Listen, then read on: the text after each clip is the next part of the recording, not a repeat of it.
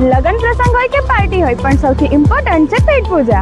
અને જ્યારે પેટ પૂજાની વાત આવે એટલે આપણને યાદ આવે નડિયાદનું શિવકૃપા કેટરિંગ. તો ચલો આજે જોઈએ કે કઈ કઈ ટેસ્ટી અને યુનિક આઇટમ્સ છે. તો જય મહારાજ. જય મહારાજ.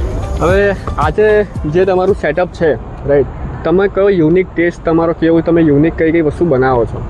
આપણે એવન લાઈફ ઓફ ગુજરાતી ફૂડમાં બધી જ વસ્તુ છે, વેરાયટી આપણી પાસે. અને પંજાબીમાં તો મને ઓલમોસ્ટ એમ કહે કે નવું કાઢવાનો મીન્સ કે નવી આઇટમોનો આપણને બહુ રસ છે. પ્લસ પોઈન્ટ કે આપણે હલવા લો, ગુલાબ મિશ્રી હલવો છે, ગોલ્ડન કચ્છી લચ્છા રાજસ્થાન છે, વોટ એવર કે નવા છે. અને ફૂડ ક્વોલિટીમાં આપણે કોઈ એમ કરતા નથી કે વસ્તુ સારી આપવાની.